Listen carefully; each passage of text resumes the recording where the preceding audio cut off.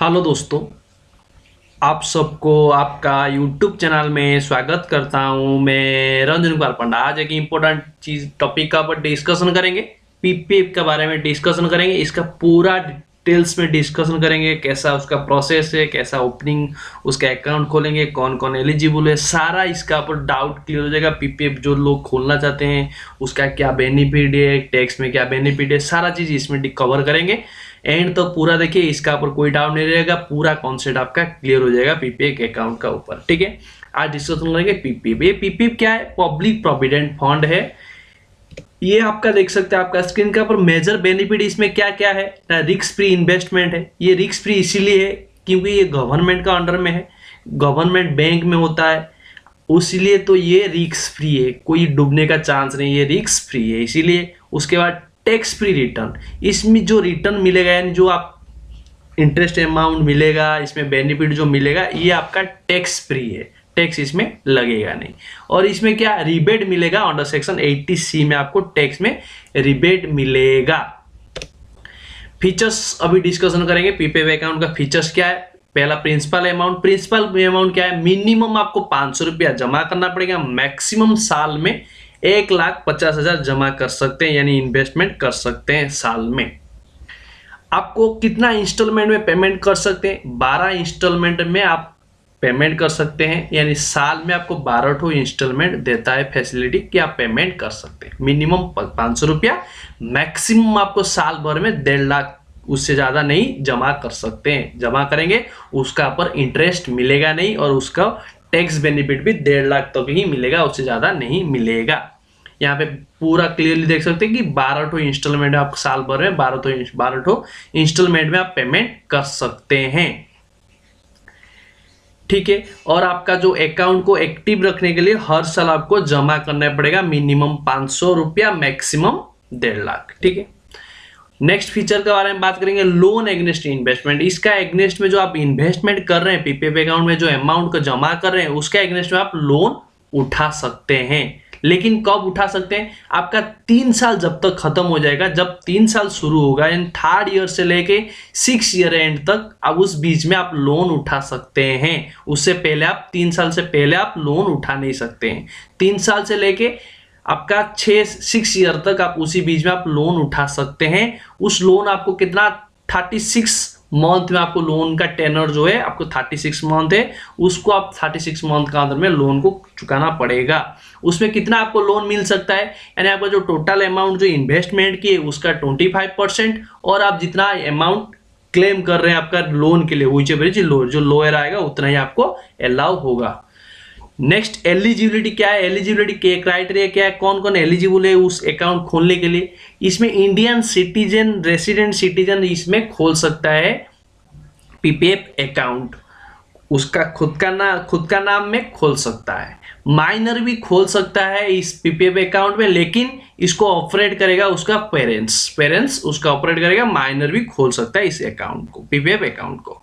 Non resident Indian इसमें इस account खोल नहीं सकता, पीपीएफ अकाउंट नहीं खोल सकता। लेकिन पीपीएफ अकाउंट ऑलरेडी खोला था, उसके बाद उसका स्टाटस जो नॉन रेसिडेंट इंडियन हो गया है, तो क्या कर सकता है? उस टाइम वो जो अकाउंट खुले उस कंटिन्यू करते रहेंगे जब तक वो मैच्योर नहीं हो रहा है। लेकिन मैच्योर जैसे ही 15 साल कंप्लीट हो जाता है, उसको आप रिन्यू नहीं कर सकते। नेक्स्ट 5 ईयर का एक्सटेंशन जो रिन्यू वो नहीं कर सकते हैं। आपको सिर्फ ऑपरेट कर सकते हैं 15 साल से जैसे ही खत्म हो जाएगा उसको आप रिन्यू नहीं कर सकते हैं। इंटरेस्ट क्या है? Interest on PPF account. इसमें इंटरेस्ट कैसा मिलता है? यानी जो गवर्नमेंट, सेंट्रल गवर्नमेंट जो डिसाइड करता है उसी हिसाब से पीपीएफ अकाउंट में इंटरेस्ट मिलता है। ये नॉर्मली आपका जो रेगुलर बैंक में जितना इंटरेस्ट देता है एफडी का एग्नेस्ट में, जो भी इन्वेस्टमेंट का एग्नेस्ट में देता है, इससे थोड़ा ज्यादा आपको इसमें इंटरेस्ट मिलता है। इंटरेस्ट मिनिमम आपको ऐसे एक्चुअल रहता है, स्टैंडर्ड 7.9 से ज्यादा आपका रहता है, और क्वार्टरली ये इंटरेस्ट अपडेट होता है, और ये गवर्नमेंट डिसाइड करता है ये इंटरेस्ट को सेंट्रल गवर्नमेंट। कैसे इसका अकाउंट को ओपन करेंगे, दो ये में खोल सकते हैं, ऑफलाइन खोल सकते हैं या ऑनलाइन खोल सकते हैं। जिन लोगों का नेट बैंकिंग है, उस बैंक, कोई भी बैंक हो, SBI हो, आपका ICICI बैंक हो, एक्सिस बैंक हो, उस लॉगिन ID पासवर्ड थ्रू आप PPF अकाउंट ऑनलाइन थ्रू खोल सकते हैं। ऑफलाइन क्या, आपको विजिट करना पड़ेगा, नियरेस्ट आपको ब्रांच का जाके विजिट करना पड़ेगा, आपको ब्रांच में जाके आपको डॉक्यूमेंट सारा सबमिट करेंगे, फॉर्म भरेंगे, उसके बाद आप PPF अकाउंट खोल सकते हैं। क्या क्या आपको ये लगेगा, आपको आधार कार्ड लगेगा, ID क्या लगेगा, आधार कार्ड लगेगा, voter ID, driving licence, PAN card, residential address proof और आपका नॉमिनी फॉर्म जो है उसका डिक्लेरेशन और पासपोर्ट साइज फोटोग्राफ आपको लगेगा। अभी जो PPF अकाउंट जो है, PPF अकाउंट आप पोस्ट ऑफिस में भी खोल सकते हैं, कोई भी आपका जो ऑथराइज बैंक जो है, आपका SBI हो, एक्सिस बैंक हो, ICICI बैंक हो, उस सब में आप PPF अकाउंट खोल सकते हैं। इसमें टैक्स बेनिफिट क्या है, टैक्स बेनिफिट आपको 80cc में डिडक्शन मिल जाता है, मैक्सिमम आपको 1.5 लाख का बेनिफिट मिल जाता है। इसीलिए बोला गया है कि आपको आप ध्यान रखें कि आपका टोटल प्रिंसिपल अमाउंट साल में 1,50,000 से एक्सीड नहीं होना चाहिए। इन्वेस्टमेंट आपका एक फाइनेंशियल ईयर में 1,50,000 से एक्सीड होना नहीं चाहिए। इसीलिए बोला गया कि 80C में आपको बेनिफिट मैक्सिमम 1.5 लाख का मिलता है। तो इसीलिए यहाँ पे 1.5 लाख से ज्यादा इन्वेस्टमेंट नहीं करिए एक साल में। करेंगे तो आपका उसका ऊपर इंटरेस्ट नहीं मिलेगा। वो जो 1.5 लाख आप इन्वेस्ट करें उसको जो जितना एक्सेस अमाउंट का ऊपर, वो आपको भी टैक्स में भी बेनिफिट नहीं मिलेगा। इसमें जो इंटरेस्ट मिलता है वो आपको एग्जेम्पशन है। और आप जो विड्रॉ टाइम में, मैच्योर टाइम में, जो 15 साल के बाद आप मैच्योर कर रहे हैं, विड्रॉ कर रहे हैं, उसमें भी आपको टैक्स नहीं लगेगा। जो मैच्योर अमाउंट होगा मिलेगा उसका ऊपर टैक्स नहीं लगेगा। मान आपका मैच्योर पीरियड जो है, लॉक इन पीरियड है 15 साल। 15 साल आपका लॉक इन पीरियड है, आप उस पीरियड में आप उठा नहीं सकते हैं। लेकिन ये जो 15 साल के बाद आप 5-5 साल का ब्लॉक, जो 5-5 साल का आप एक्सटेंड कर सकते हैं। आपका जो इन्वेस्टमेंट उसको 5-5 साल एक्सटेंड कर सकते हैं 15 साल के बाद।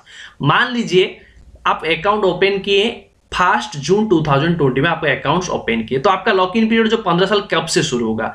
अब 1 जून 2020 से शुरू होगा? नहीं दोस्तों, आपका शुरू होगा 1 अप्रैल 2021 से लेके 31 मार्च 2036 तक ये आपका लॉक इन पीरियड रहेगा। यानी आपको आपका जून से शुरू नहीं होगा, जून से नहीं होके नेक्स्ट फाइनेंशियल ईयर से शुरू हो रहा है। 1 अप्रैल 2021 से लेके 31 मार्च 2036 आपका लॉक इन पीरियड रहेगा।